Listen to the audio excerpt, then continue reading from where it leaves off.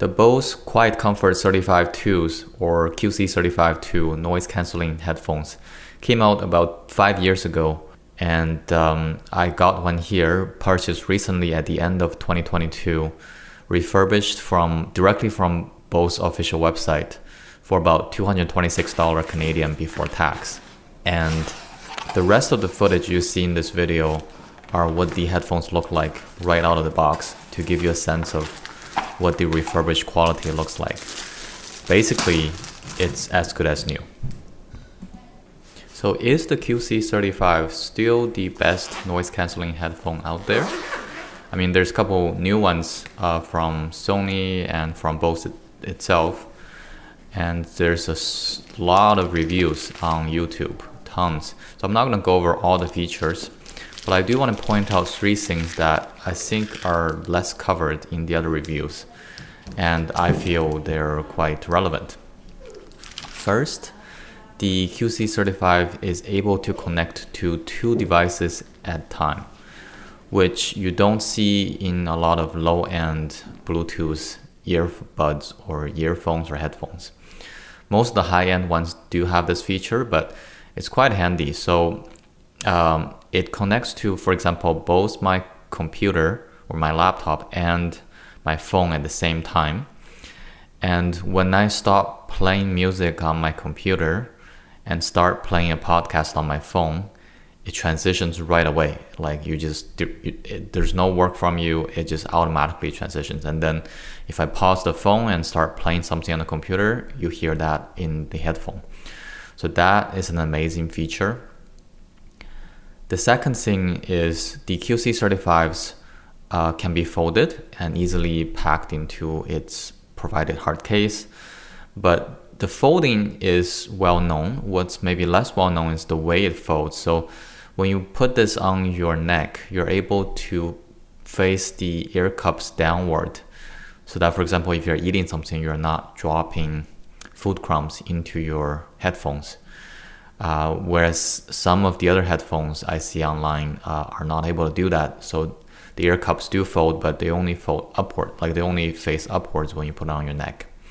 For some, it might not be a big deal. I personally thought it was a bigger deal when I bought it, but actually I find myself generally just take the headphones off my neck when I don't listen.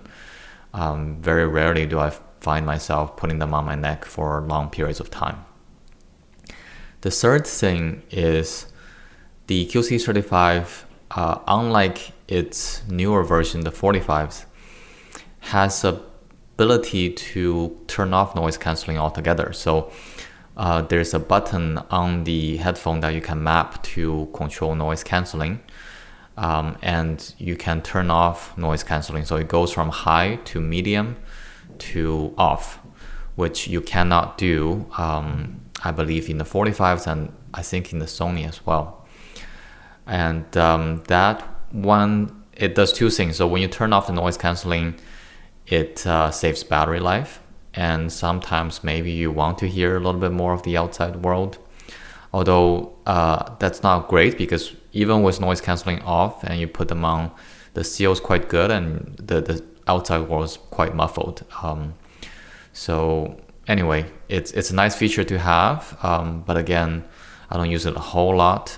Most of the time when I want to put them on, it's because I want the noise cancelling. And I'll just finish this last thought, which is the sound of these headphones is not really that much better compared to some budget options, for example. So to put this in perspective, I have my sort of cheapo, or they're not cheapo, they're the wired earphones that came with my Samsung S6. So that was a long time ago, and they actually sound quite amazing for what they are, included free, if you will, wired headphones.